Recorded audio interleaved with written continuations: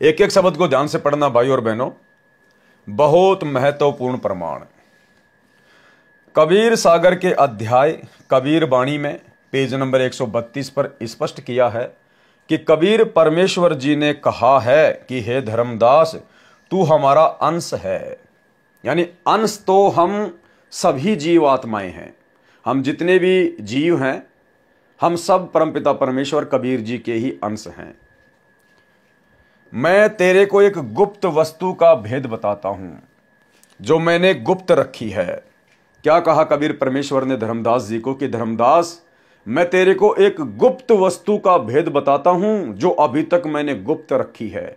यानी चारों युगों में परमेश्वर ने जो गुप्त भेद किसी को भी नहीं बताया, वो गुप्त भेद परमेश्वर ने अकेले धर्मदास जी को 650 साल पहले बताया। या फिर वो गुप्त भेद आज आप भाई बहनों के सामने परमाणु के साथ निकलकर बाहर आएगा इस वीडियो के माध्यम से। मैं तेरे को एक गुप्त वस्तु का भेद बताता हूं जो मैंने गुप्त रखी है। 7 सुरती तो उत्पत्ति करने वाली हैं। 7 सुरती यानी आत्मा, सुरती कहते हैं आत्मा को। यानी परमेश्वर कबीर जी कहते हैं कि 7 आत्माएं तो मैंने ऐसी तैयार की थी जो कि उत्पत्ति करने वाली हैं। तुम 8वीं सुरती हो। कौन? धर्मदास। परमेश्वर कह रहे हैं कि तुम 8वीं सुरती हो। धर्मदास को यहां पर 8वीं सुरती का नाम दिया गया है। ध्यान रखना भाई और बहनों, समझने में काम आएगी। तुम 8वीं सुरती हो, तुम 8वीं आत्मा हो। तथा नौतम यानी 9वीं सुरती मैंने गुप्त छुपाई है। परमेश्वर कह रहे कि नौतम सुरती, 9वीं सुरती मैंने गुप्त छुपाई है। और यही वो गुप्त भेद है भाई और बहनों जो 4 युगों में परमेश्वर ने धर्मदास जी के अलावा किसी को नहीं बताई। तथा 9वीं सुरती मैंने गुप्त रखी है। 7 सुरती तो उत्पत्ति करने वाली हैं, तुम 8वीं सुरती हो। तथा नौतम यानी 9वीं सुरती मैंने गुप्त छुपाई है। नौतम सुरती कौन है भाई और बहनों? नौतम सुरती मेरा निज वचन है। नौतम सुरती क्या है? कबीर परमेश्वर करें कि मेरा निज वचन है। निज वचन बोले तो निज नाम, निज शब्द, निज नाम कहिए, निज शब्द कहिए या निज वचन कहिए। और आप सबको पता है भाई और बहनों, नौतम सुरती स्वयं कबीर परमात्मा है। क्या कह रहे हैं परमात्मा? कि नौतम सुरती मेरा निज नाम है। भाई और बहनों, नाम तो उसका होता है जिसका कोई शरीर होता है। जैसे आप और हम सभी जीव, मेरा नाम पवन है, आपका नाम कुछ और है, हमारी पहचान है, ये हमारे शरीर का नाम है। आत्मा का नाम नहीं है, हमारे शरीर का नाम है। अब उस कबीर परमेश्वर का भला क्या निज नाम होगा जिसका शरीर ही नहीं है? अरे परमेश्वर कबीर जी का शरीर तो विलक्षण है, नूरी है। उनका तो तेजपुंज का शरीर है, कोई हाड़ मांस का शरीर थोड़ी है जो उनके शरीर का नाम होगा। तो परमेश्वर यहां जो कह रहे हैं ना कि नौतम सुरती मेरा निज नाम है, मेरा निज वचन है, अर्थात वो परमेश्वर का निज नाम, वो सार शब्द है। यानी परमेश्वर एक शब्द रूप है, परमेश्वर एक निज नाम रूप है, परमेश्वर खुद वचन है। गुरुदेव भगवान ने बताया, हम हैं शब्द शब्द हम माही। कबीर परमेश्वर ने क्या कहा कि हम हैं शब्द, कि भाई मेरा शब्द रूप है, तुम्हारी तरह हाड़ मांस का शरीर नहीं है मेरा। हम हैं शब्द, कि मेरा जो रूप है जो तू देख रहा है धर्मदास, ये जो शरीर तू देख रहा है ये विदेह है। हम हैं शब्द, मैं शब्द रूप हूं। और शब्द हम माही, और वो शब्द जिस शब्द से तेरी मुक्ति होगी वो शब्द मेरे अंदर ही है। हम हैं शब्द और शब्द हम माही, और हमसे भिन्न और कछु नहीं। सतलोक बैठाने के लिए और कोई वस्तु नहीं है मेरे अलावा। मैं खुद ही कबीर हूं, मैं खुद ही शब्द हूं, मैं खुद ही सार शब्द हूं, मैं खुद ही विदेह परमात्मा हूं। नौतम सुरती मेरा निज वचन, निज वचन कहिए, निज नाम कहिए या निज शब्द कहिए। नौतम सुरती यानी 9वीं सुरती मेरा निज वचन है, यानी उसको पूर्ण मोक्ष मंत्र का अधिकार है। अब पूर्ण मोक्ष मंत्र का अधिकार भाई और बहनों किसको होगा? क्योंकि पूर्ण मोक्ष तो कबीर परमात्मा ही कर सकते हैं, दूसरा कोई कर नहीं सकता। तो यहां परमेश्वर धर्मदास जी के आगे अपने आप को छुपाते हुए और ये लिखवा रहे हैं कि धर्मदास, जो 9वीं सुरती है ना, वो मेरा निज वचन है, जिसको पूर्ण मोक्ष का अधिकार होगा। तो पूर्ण मोक्ष का अधिकार तो भाई सकल सृष्टि में केवल एकमात्र परम शक्ति कबीर जी के पास है। अन्य कोई मोक्ष किसी को दे ही नहीं सकता। अन्य मोक्ष तो नकली है। जैसे ब्रह्मा जी की भक्ति से मोक्ष मिलता है केवल ब्रह्मलोक तक, विष्णु जी की भक्ति से भी मोक्ष मिलता है केवल विष्णु लोक तक, और शंकर जी की भक्ति से भी मोक्ष मिलता है केवल शिव लोक तक, और काल की भक्ति से भी मोक्ष मिलता है केवल उसके ब्रह्मलोक तक। उसके बाद फिर नीचे आना, गधा कुत्ता सुअर बनना, कर्मों के आधार से सुख और दुख भोगना। लेकिन यहां बात होती है पूर्ण मोक्ष अधिकार की, मोक्ष अधिकार की, क्योंकि हम यहां पर सतलोक की बात कर रहे हैं, कबीर परमेश्वर की बात कर रहे हैं, उनके कबीर पंथ की बात कर रहे हैं। तो पूर्ण मोक्ष का अधिकार या मोक्ष का अधिकार तो केवल परमेश्वर के पास ही है, वो शब्द केवल उन्हीं के पास में है। तो यहां पर परमेश्वर अपने विषय में बात कर रहे हैं। नौतम सुरति मेरा निज वचन, यानी उसको पूर्ण मोक्ष मंत्र का अधिकार है, जिससे दीक्षा लेने के पश्चात काल चोर उस जीव को रोक नहीं सकता। भाई और बहनों, दो बातें निकल कर आएंगी, बहुत ही ज्यादा महत्वपूर्ण है, और हमने एक एक शब्द पर ध्यान देना है।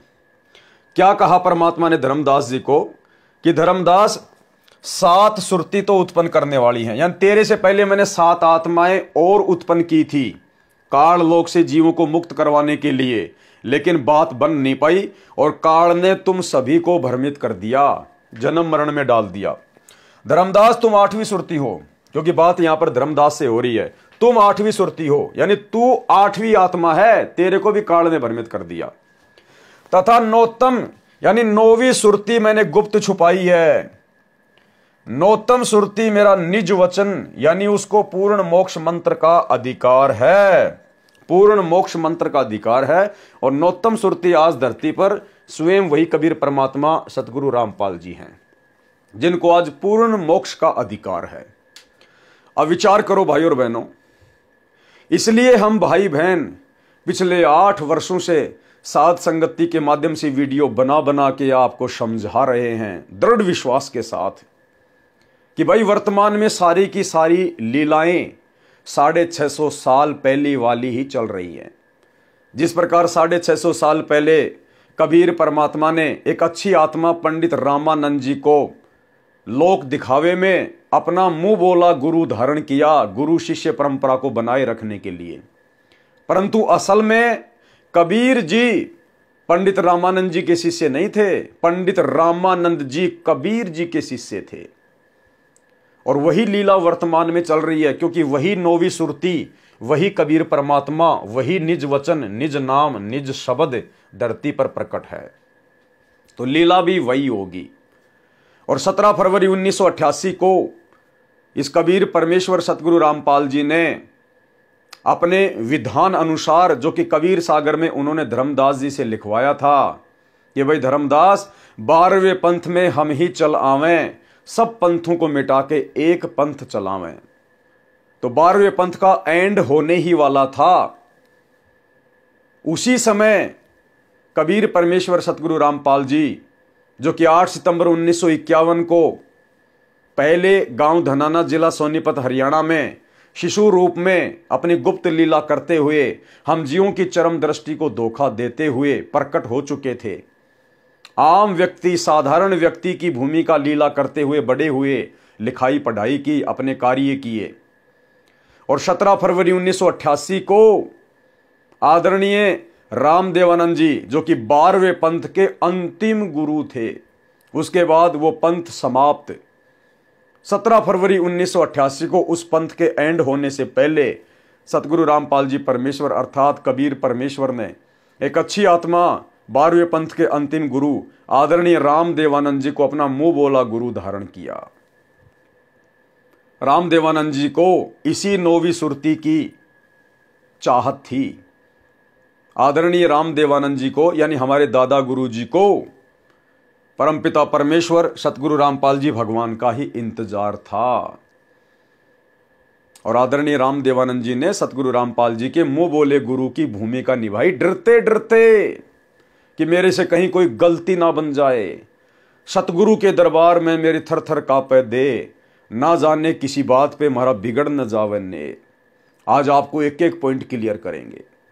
इसलिए भाई और बहनों, पिछले 8 वर्षों से हम चिल्ला रहे हैं परमेश्वर की सत्य प्रेरणा से, और आज आपको ये वीडियो देखकर और इसके आगे की वीडियो देखकर और पहले की वीडियो देखकर आपने इतना तो आइडिया लगा लिया होगा कि भाई साध संगतियों में जो बातें पिछले 8-9 वर्षों से बोली जा रही है परमाणु के साथ में, दृढ़ता के साथ में, आज वो सारी चीजें गुरुदेव भगवान के कलयुगी परिवार के मुंह से निकल के बाहर आ रही है। हालांकि गुरुदेव का कलयुगी परिवार, उनके बेटा बेटी भाई बंधु रिश्तेदार सतगुरु रामपाल जी को कबीर परमात्मा नहीं मानते।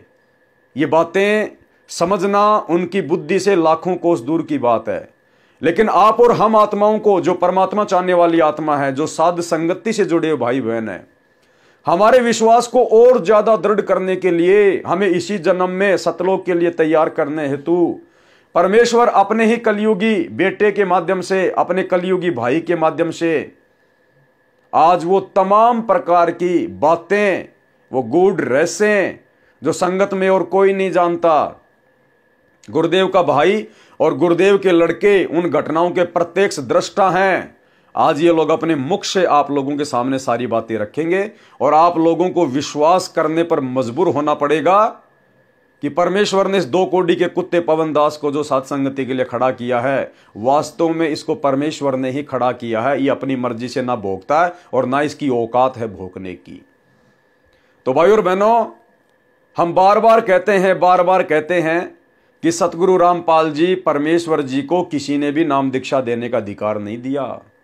सतगुरु रामपाल जी स्वयं कबीर परमात्मा है। ये केवल एक शिष्य की भूमिका कर रहे हैं, गुरु शिष्य परंपरा का निर्वाह करते हुए।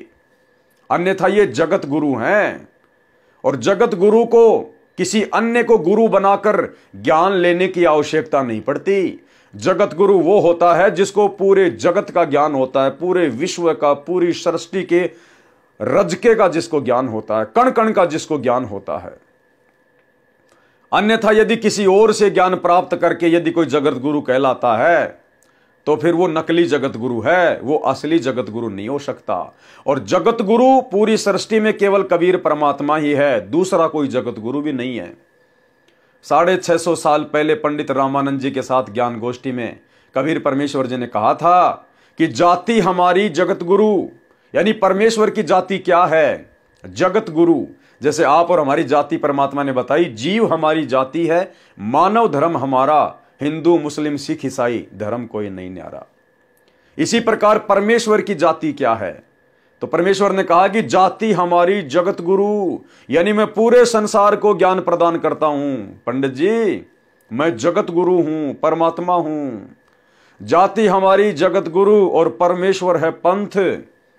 और गरीब दास लिखित पढ़े, मेरा नाम निरंजन कंत, यानी वो माया रहित परमात्मा मैं ही हूं। तो भाई और बहनों, यहां पर जो लाइन लिखी गई है गुरुदेव के कर कमल से, धर्मदास जी का हवाला देते हुए 9वीं सुरती के विषय में, कि नौतम सुरती मेरा निज वचन है, यानी उसको पूर्ण मोक्ष मंत्र का अधिकार है, यानी उसको किसी से भी नाम दीक्षा देने की, यानी उसको किसी से भी उपदेश लेकर फिर आगे उपदेश देने का अधिकार प्राप्त करने की आवश्यकता नहीं है। क्यों? यानी उसको पूर्ण मोक्ष मंत्र का अधिकार है, उसको किसी से भी आदेश लेने की आवश्यकता नहीं है। उसको खुद को अधिकार है मोक्ष देने का, मोक्ष प्रदान करवाने का, नाम दीक्षा देने का। तो सतगुरु रामपाल जी ने यहां जो लोक दिखावे में सन 1994 से आदरणीय रामदेवानंद जी से जो नाम उपदेश प्राप्त करने की बात कही है कि मुझे तो मेरे पूज्य गुरुदेव जी ने अपने पास में बैठा कर सबके सामने कहा कि आज के बाद संत रामपाल जी सबके गुरु होंगे और सब इनसे नाम उपदेश ले लो, आज के बाद मैं किसी का गुरु नहीं हूं।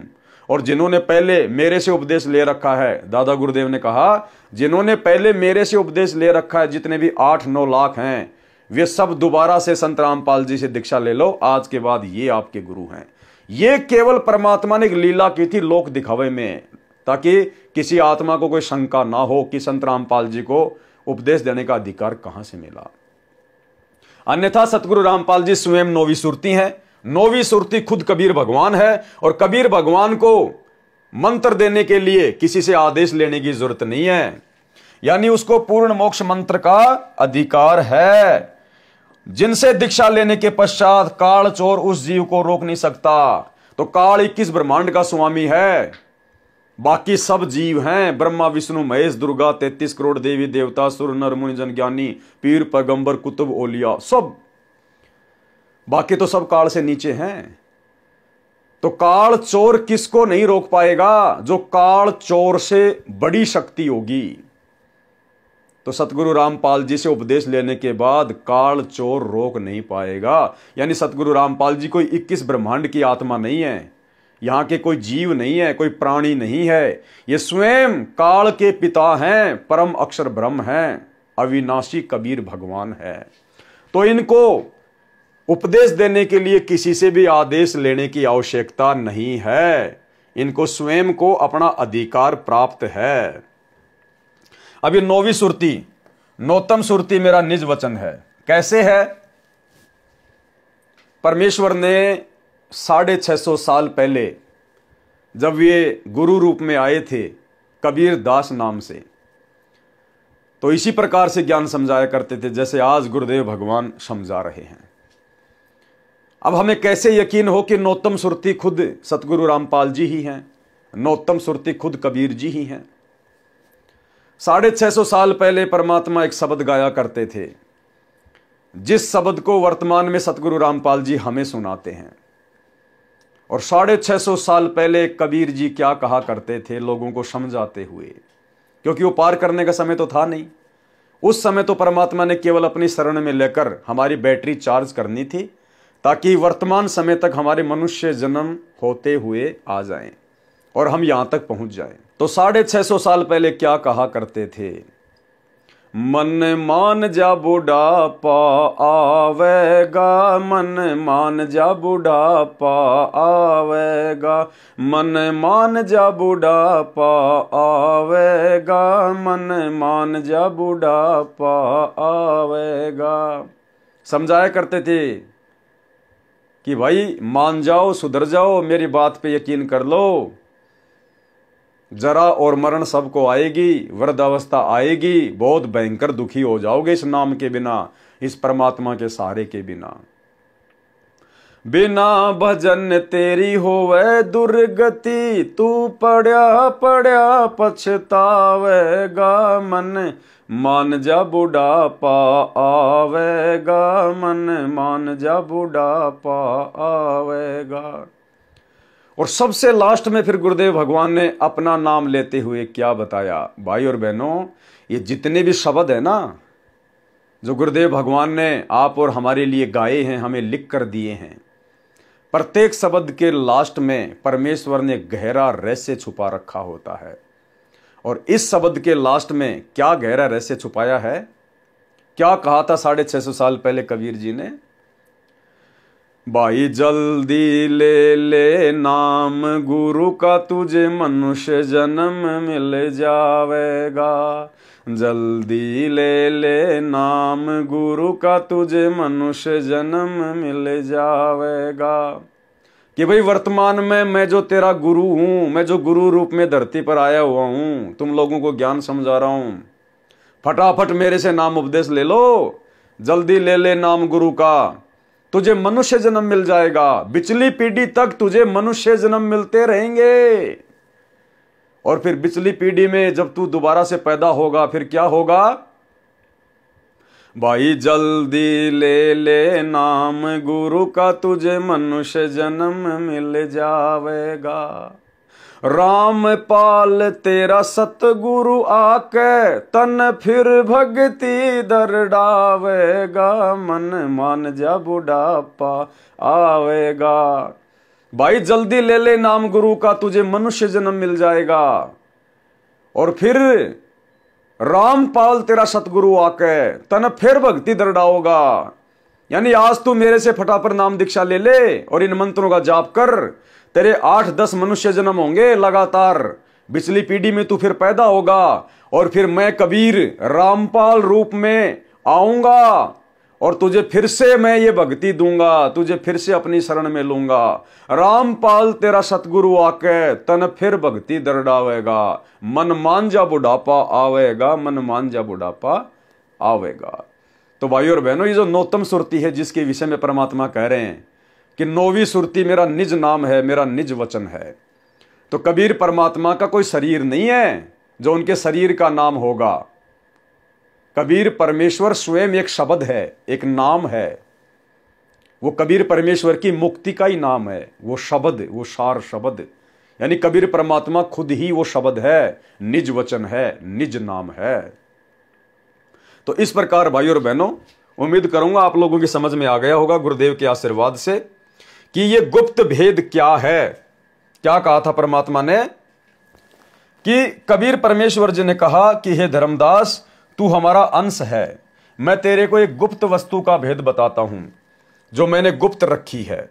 7 सुरती तो उत्पत्ति करने वाली हैं, तुम 8वीं सुरती हो। कौन? धर्मदास जी। तथा नौतम यानी 9वीं सुरती मैंने गुप्त छुपाई है।